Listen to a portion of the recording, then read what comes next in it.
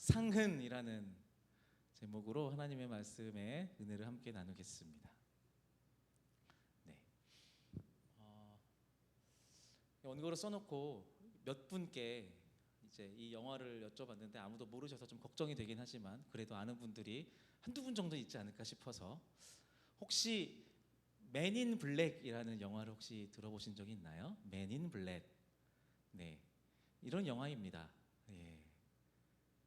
이렇게 이 영화의 주인공 둘인데요, 항상 이제 검은색 옷을 입고 활동하는 사람들이고요. 이들의 임무는 지구와 우주의 평화를 지키는 것입니다.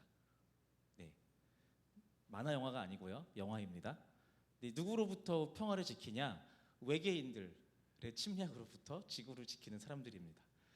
이 이제 세계관이 이런 거예요. 외계인들과의 암묵적인 공존이 지구에서 이루어지고 있어요.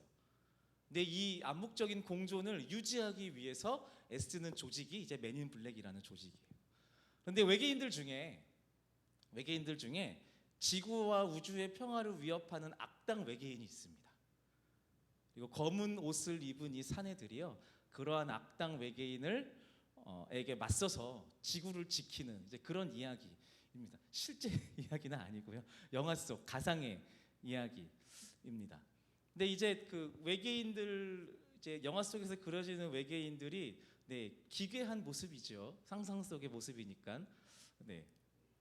그래서 암묵적인 공존이기 때문에 일반인들한테 외계인의 존재가 들키면 안 돼요. 그런데 이렇게 싸우다 보면, 악당 외계인과 싸우다 보면 막 이렇게 그 외계인이 사람들 모습에 눈에 띄고 막 그럴 수도 있잖아요. 근데 그러면 안 되잖아요. 그래가지고 이 맨인 블랙, 검은 옷을 입고 활동하는 이 사람들은 그렇게 악당 외계인과 싸운 후에 그것을 보고 놀란 일반인들을 대상으로 쓰는 장치가 하나 있습니다. 네, 그 장치는 바로 이것입니다.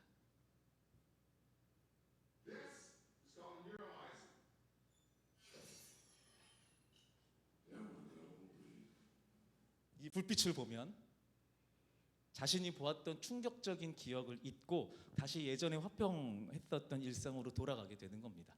기억을 지우는 불빛인 거예요. 시간 딱 맞춰놓고. 저는 이거를 보면서요, 이게 저도 이제 고등학생이었던 것 같은데요, 영화를 보면서 그 뉴럴라이저라고 하는 그 불빛, 그 쏘는 그게 탐났습니다. 저거 나도 하나 있으면 좋겠다.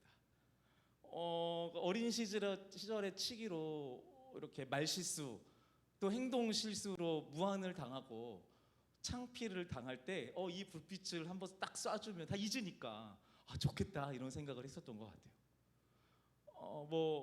그래서 이렇게 불빛 딱 쏘면은 나의 창피했던 말과 행동을 다 잊고 실수 이전에 나의 평범하고 멀쩡했었던 다분히 정상적인 모습들을 계속 기억하면서 살 수 있을 테니까 그러면 좋겠다라는 생각이 들었죠. 이건 나한테 쏘는 게 아니에요. 상대방한테 쏘는. 그래서 선글라스 끼잖아요, 이 사람들이. 네, 그런 겁니다. 여러분들은 혹시 이런 기억들이 없으신가요? 잊고 싶은. 그러니까 내가 잊고 싶은 것도 있지만 누군가가 좀 기억하지 않았으면 좋겠을 법한 그런 기억들, 그런 순간들. 그 요즘 젊은 사람들의 표현으로 이불킥이라는 말을 씁니다. 혹시 무슨 뜻인지 아세요? 이불킥. 말 그대로 이불 속에서 킥, 발차기 한다는 뜻입니다. 이게 의미가 자다가, 이불 속에 들어가서 자다가 생각나면 너무 후회가 되어서 이불 속에서 발을 찬다 그래가지고 이불킥이라고 해요. 내가 그때 그 말을 하지 말았어야 됐는데, 내가 그때 그 행동을 하지 말았어야 됐는데 내가 왜 그랬을까? 하지만 우리가 아무리 이불킥을 해도 우리의 말과 행동은 주워 담을 수가 없습니다. 그리고 그렇게 한 우리의 말과 행동의 결과물을 우리는 고스란히 받아들이고 또 책임져야 되는 것 같습니다. 그게 인생인 것 같습니다. 돌이킬 수 없다라는 거죠. 원래대로 돌아갈 수 없다라는 거죠. 오늘 함께 읽은 이 본문의 주인공 야곱입니다. 이 야곱도요, 어쩌면 지금 이 영화의 맨 인 블랙의 뉴럴라이저라고 하는 이 불빛이 필요한 상황인 것 같습니다. 이 본문의 이야기를 같이 한번 들여다보도록 하겠습니다. 여러분, 야곱이요, 아빠가 누구죠? 네, 신앙 상식. 야곱의 아빠, 저는 아닙니다. 야곱의 아빠 누구일까요? 네. 내 아빠만 알면 되지 왜 다른 사람의 아빠까지 알아야 되느냐? 네. 야곱의 아버지는 이삭입니다. 이삭의 아빠는 누굴까요? 좀 아시네요? 아브라함입니다. 그 야곱은 아브라함의 손자입니다. 맞습니다. 야곱은요, 이삭의 둘째 아들이에요. 둘째 아들이요. 그 첫째 아들은요, 에서라고 하는 사람입니다. 쌍둥이 동생입니다. 그 성경에서 표현하기를 에서가 엄마 뱃속에서 태어나고 야곱이 그 에서의 발 뒤꿈치를 붙잡고 같이 나왔다라고 해서 이름이 야곱으로 지어진 거예요. 야곱의 이름의 뜻이 뭘까요? 발 뒤꿈치를 잡은 자입니다. 네, 이름도 이상하게 지어놨죠. 네. 아무튼 그래서 야곱이에요. 유대 문화 안에서 장자, 그러니까 맏아들은요, 가문을 잇는 사람이에요. 가문을 잇는 사람. 혈통 계승에 우위가 있는 존재였는데요. 이것에 여호와 하나님의 그 신앙이 곁들여져서 장자를 통해서 하나님의 축복이 이어지는 그러한 복을 받는 이제 그런 계보였었던 겁니다. 신앙적 문화인 거죠. 야곱은 둘째입니다. 예. 아쉽지만 발 뒤꿈치를 잡았기 때문에 2등이었습니다. 이삭의 장자는 에서예요. 야곱은 그런 쌍둥이형 에서의 장자권, 그것이 너무 부러웠습니다. 그래서 우리가 잘 알다시피 속임수를 써가지고 그 형 에서의 장자 축복권을 강탈합니다. 네, 속여서 빼앗죠. 들통나고요. 형 에서가 화나서 야곱을 죽이려고 하니 어머니인 리브가가 야곱을 도망치게 해줍니다. 그리고 그 길로 가출해서 외삼촌, 그러니까 엄마의 동생이죠, 외삼촌의 집에서 머물게 됩니다. 야곱은 그곳에서 자신의 사업 수완을 발휘해요. 그래서 외삼촌으로부터 받은 작은 재산이 있었는데요, 그 재산을 불려서 야곱 자신뿐만이 아니라 외삼촌의 집도 엄청나게 부유하게 만들어줍니다. 그래서 부자가 됐어요. 야곱이요. 도망자였는데 외딴 곳에서 이방인의 삶에서 부자가 되었습니다. 그래서 그곳에서 이제 아내 레아와 라헬도 만나고요, 첩도 한 명씩 이렇게 4명의 여성들 아래 12명의 아들을 낳게 됩니다. 네, 이 12명의 아들이 뭘까요? 우리가 알고 있는 이스라엘의 12지파입니다. 네, 야곱의 축복이죠.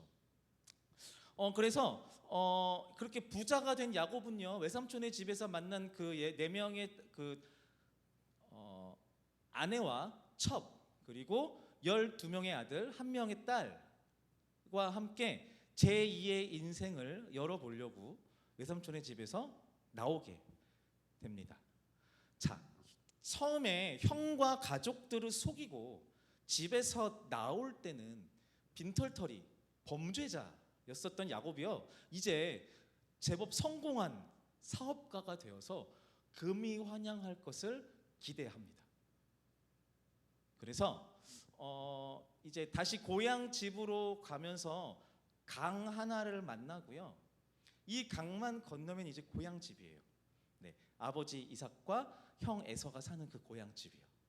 돌아갈 수 있어요. 그래서 혹시나 해서 야곱이 사람을 몇 명 세워가지고 한번 건너가서 우리 집 어떻게 사는지 한번 보고 와라고 이렇게 정찰을 보냅니다.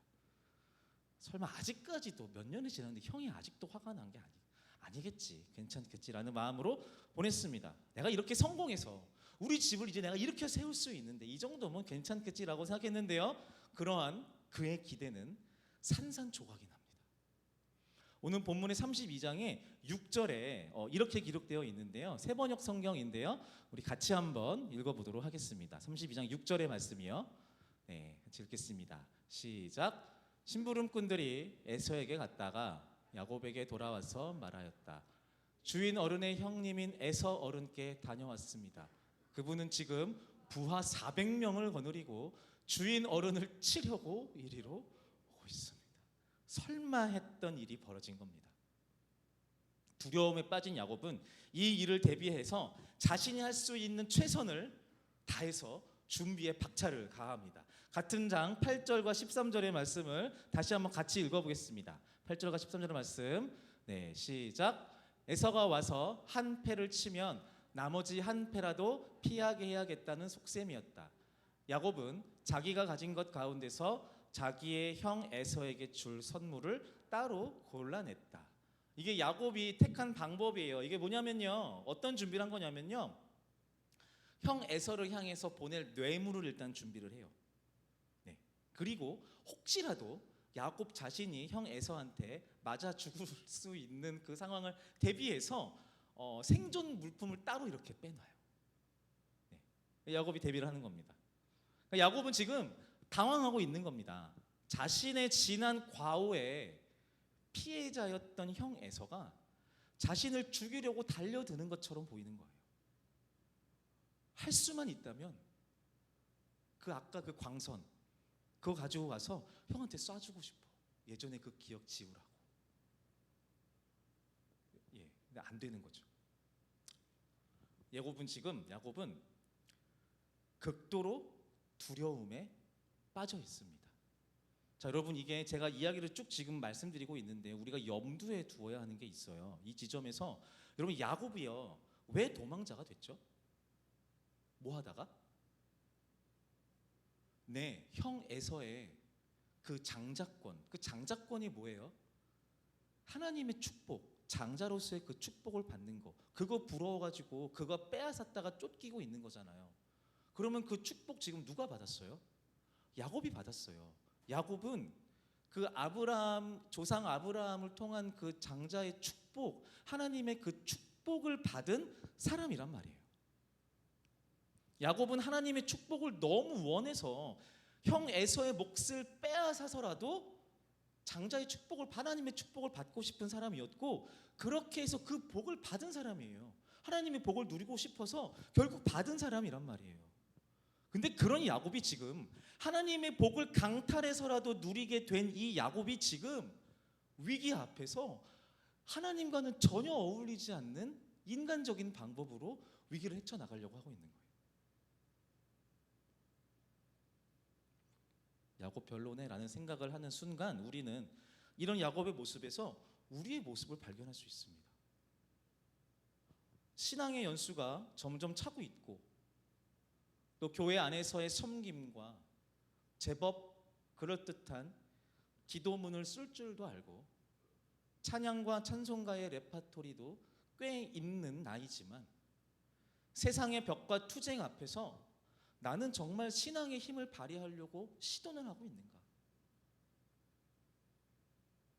인간적으로 두려워하고, 인간적으로 분노하고, 인간적인 방법으로 해결책을 찾으려고 발버둥 치고 있지는 않은가? 맞습니다. 내가 믿고 기억하는 하나님을 향한 그 신앙과 내 안에 쌓여있는 그 신앙의 방법들은 실제로 신앙대로 살아가는 실천과는 별개라는 겁니다.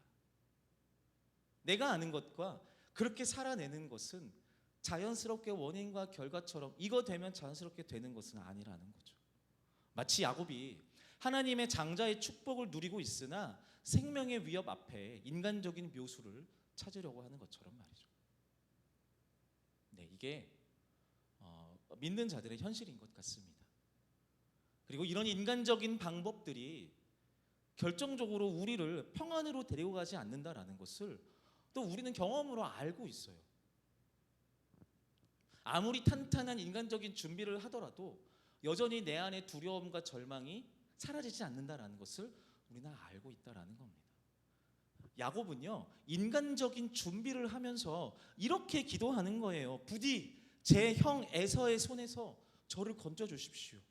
형이 와서 저를 치고 아내들과 자식들까지 다 죽일까 두렵습니다, 하나님, 이라고 기도하고 있어요. 다분히 세상적인 준비를 통해서 살 길을 모색하면서 간구는 하나님께 하고 있는 거예요. 모순이죠. 맡기지도 않으면서 하나님의 일하심을 찾는 야곱인 겁니다. 네, 이 시대를 살아가는 우리와 크게 다르지 않죠. 근데 이제 여기에서 이제 은혜의 장면이 나옵니다. 하나님의 방법을 한 번도 찾지 않았던 야곱이 인간적인 마음으로 하나님께 나를 도와달라고 손을 내밀었는데 그 요청에 하나님이 응답하시고 하나님이 야곱 앞에 나타나시는 거죠. 성경은 하나님의 이 등장신을 야곱과 하나님의 사자의 씨름 장면으로 소개하고 있습니다. 24절에 이렇게 기록되어 있어요. 뒤에 홀로 남았는데 어떤 이가 나타나 야곱을 붙잡고 동이 틀 때까지 씨름을 하였다 라고 기록합니다. 이게 보면요, 그러니까 성경 본문도 보면요, 다짜고짜 그냥 하나님과의 씨름이 시작됩니다. 물론 야곱은 지금 씨름하고 있는 나를 붙잡고 갑자기 씨름을 시작한 이 사람이 하나님인 줄 모릅니다. 아직 몰라요. 근데 여러분, 지금 야곱은요, 외딴 사람과 씨름할 상황이 아니에요. 그가 지금 씨름하고 있는 상황은 따로 있단 말이에요. 예. 그런데 하나님이 붙잡고 야곱과 씨름을 시작하신 거예요. 일생일대의 큰 문제를 앞두고 있는데요, 야곱은 지금 다른 싸움을 합니다. 다시 말씀드릴게요. 야곱은 지금 일생일대의 큰 해결해야 될 큰 산을 앞에 두고 있는데 다른 문제와 싸우고 있습니다. 세상적으로 보면 어리석어 보입니다. 집중 못하는 건가? 개념이 없는 건가? 위기감이 좀 떨어지네. 뭐가 더 중요한지 모르는 건가? 그런데 여러분, 야곱은요, 지금 이 지점에서 반드시 다른 문제로 씨름해야만 했습니다. 왜냐하면 그 대상이 하나님이기 때문이죠. 에서와의 씨름을 앞두고 하나님과 씨름을 통해서 야곱은 배워야 합니다. 무엇을요? 패배를요. 야곱의 인생이 하나님의 인도하시는 삶이라는 야곱 자신의 믿음의 그 고백, 이전에 하였었던 하나님이 내 삶의 진짜 주인이고 진짜 승리자다라는 그 고백이 진짜라는 것을 이 하나님과의 씨름을 통해서 배워야만 하는 겁니다. 그래야 그의 인생의 패배도 하나님의 승리가 되고 야곱의 인생의 성공을 하나님께 돌릴 수 있는 것이기 때문입니다. 야곱은 여기에서 져야만 합니다. 일생일대 지면 끝장나는 것 같은 생명의 위협 앞에 놓여있는 그 싸움을 앞두고 하나님과의 이 씨름을 통해 패배를 배워야 합니다. 그래야 그의 인생이 살 수 있는 겁니다. 하나님의 사자는요, 씨름을 하면서 야곱의 관절을 치고요, 둔부라고도 하고요, 이제 엉덩이뼈 관절인 것 같아요. 이렇게 치고 야곱을 굴복시키려고 합니다. 이걸 혹자는 보고 하나님 반칙 썼다 막 이런 말도 하는데요. 그건 나중에 생각해 보시고요. 어쨌든 하나님의 사자가 야곱의 관절을 쳐서 야곱을 거의 지게 만들어요. 그런데 이 장면에서 야곱이 이 하나님의 사자를 물고 늘어집니다. 26절의 말씀에 이렇게 같이 읽어볼까요? 시작. 그가 날이 새려고 하니 놓아달라고 하였지만 야곱은 자기에게 축복해 주지 않으면 보내지 않겠다고 때를 썼다. 엉덩이뼈가 부러진 야곱은요, 이제 씨름 상대인 하나님의 사자를 어떤 수로 써도 이길 방법이 없습니다. 그런데 지금 이거예요. 야곱은 내가 패배할지언정 이 앞에 있는 하나님의 사자를 그냥 보낼 수는 없는 거예요. 이제 아는 거죠. 이게 그냥 다짜고짜 나를 이기려고 달려든 사람이 아니라 범상치 않은 하나님이 보내신 어떤 천사라는 것을 아는 거예요. 그래서 패배할 수도 있는데, 무릎 꿇을 수 있는데 그냥 보낼 수는 없는 거예요. 예전에 경험을 살려서 하나님의 복을 받기 위해서 수단 방법 가리지 않고 형을 속여서 빼앗았잖아요. 이제 그러한 열정이 이제 다시 불사오르는 거예요. 그래서 하나님의 사자의 바지끄댕이를 붙잡고 매달리는 겁니다. 쩔뚝거리면서 나를 축복해 주십시오. 내가 하나님을 이길 방법 없는 것 내가 알겠습니다. 내 방식대로 내가 이길 방법이 없다는 것을 내가 알겠습니다. 그런데 나 포기할 수 없습니다. 나를 축복해 주십시오. 내게 복을 주십시오. 그 전엔 나 이거 못 넣습니다. 야곱은 더 이상 자신의 힘으로 하나님을 이길 수 없다는 것을 깨닫고요, 하나님의 복을 구합니다. 그리고 밤새 이어진 야곱과 하나님과의 이 씨름 이벤트를 통해서 야곱은 영적으로 이제 깨닫게 되는 거예요. 내 방식대로 사는 인생을 주장하는 것보다 하나님의 방법과 지혜를 구하는 것이 더 중요하다라는 것. 아니 어쩌면 이것은 야곱이 이전에 알고 깨달았던 신앙의 이치인지 몰라요. 지금 인생의 커다란 문제 앞에 잊었을 뿐이죠. 그리고 하나님의 사자와의 그 씨름을 통해서 그 신앙의 원리를 다시 깨닫게 되는 것입니다. 내가 주인이 아니구나. 내 멋대로 할 수 있는 게 아니구나. 그리고 그러면서 장자의 축복을 빼앗아서 가출하여서 그때부터 지금까지의 삶의 여정들을 돌이켜보는 겁니다. 형 에서의 분노에 찬 그 고함에 두려워 떨 때에 자기를 삼촌 집으로 보내주었던 어머니의 도움도 생각해보고요.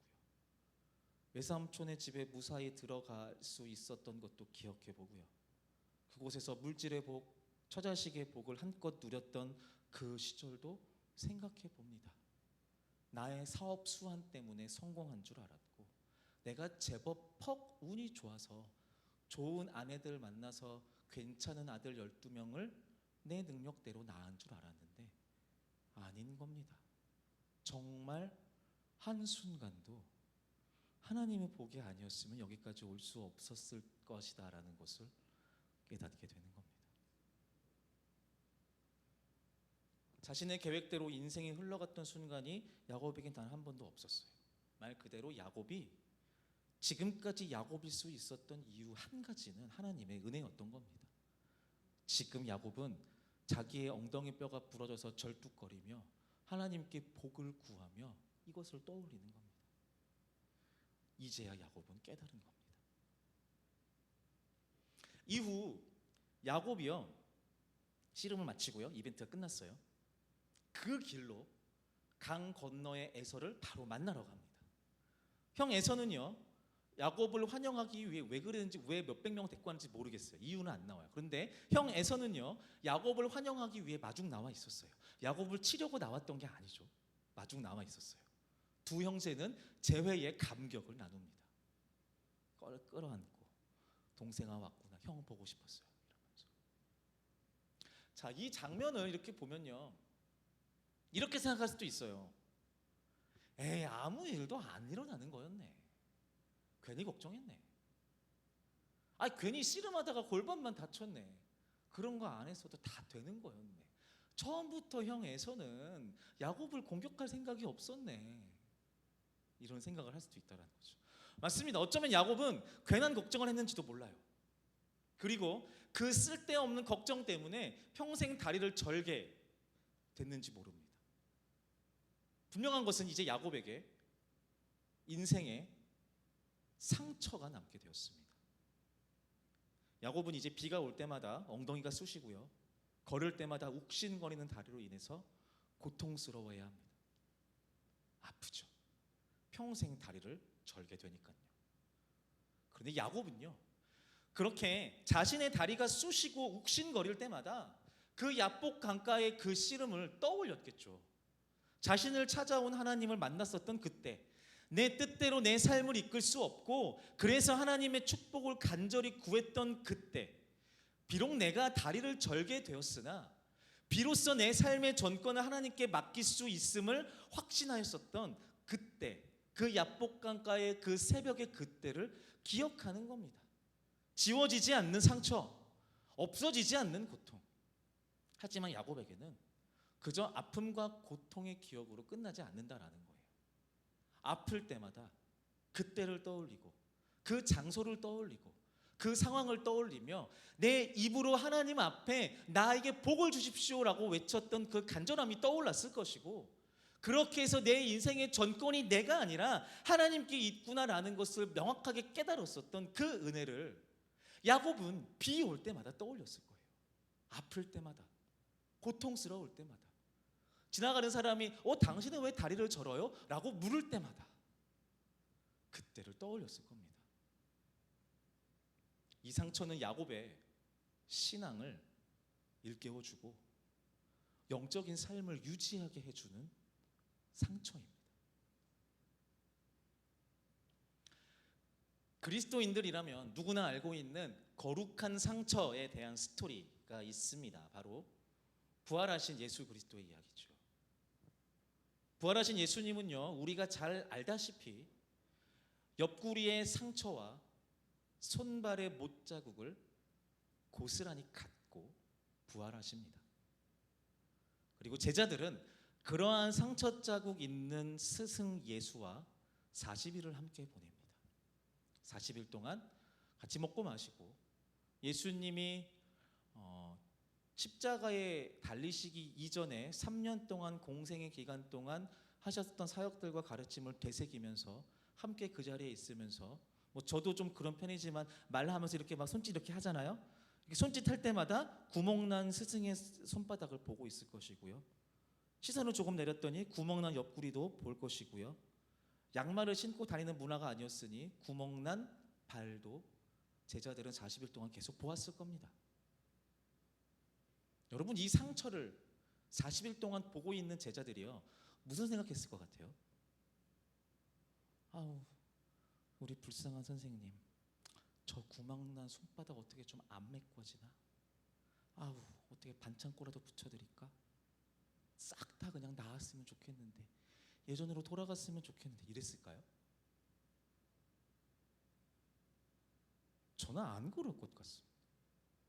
제자들은요, 부활한 스승 예수의 상처 자국을 볼 때마다 자신들의 악함과 약함을 떠올렸을 거예요.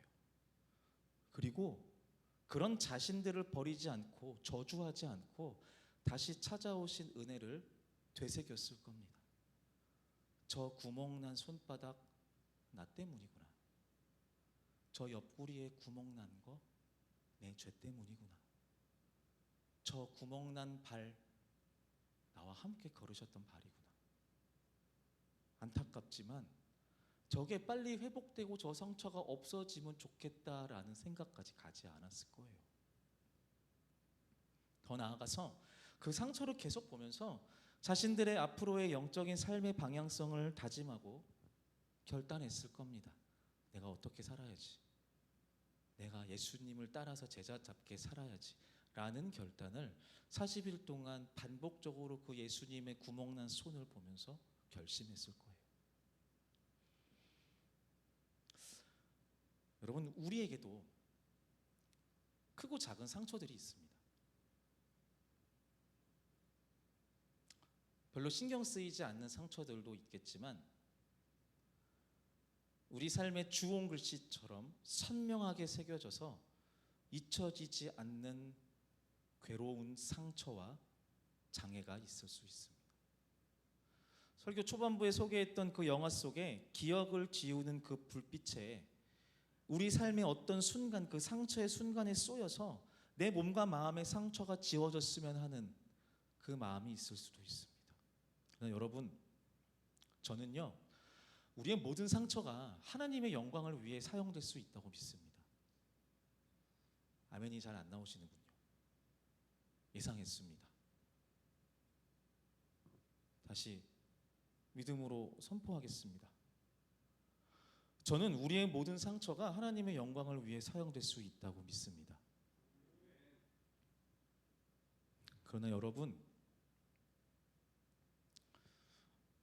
단 한 번에 그리고 100% 확실하게 이러한 믿음의 고백으로 소화되지 않을 것을 저는 알고 있습니다. 아마도 우리는 기도를 통해서 또 삶을 통해서 치열하게 묻고 고민하기를 반복하면서 그 상처의 고통으로 인해서 삐지고 토라지고 따질 수도 있을 것입니다. 그러나 우리는 믿음을 굳게 잡아야만 합니다. 언젠가는 이 불완전함과 장애와 이 상처가 하나님의 하나님 되심을 선명하게 떠올리고 증거할 수 있는 증거가 되리라는 것을 믿어야만 합니다. 아픈 것은 아픈 것입니다. 아픈 자가, 고통스러운 우리가 하나님 앞에 기도하는 즉시 나을 수 있습니다. 그런데 그렇지 않을 수도 있습니다. 하나님 앞에 믿음의 삶을 산다고 해서 내 몸과 마음이 아플 것이 안 아픈 것은 아닌 것 같습니다. 아픈 것은 아픈 것입니다. 덮어놓고 아무렇지 않은 척 할 수는 없습니다. 하나님의 축복을 받은 야곱의 다리는 이제 평생 절어야 합니다. 십자가에 못 박히신 예수님의 손과 발은 여전히 구멍이 나 있습니다. 그러나 아픔이 아픔으로 그냥 끝내하게 내버려 두어서는 안 됩니다.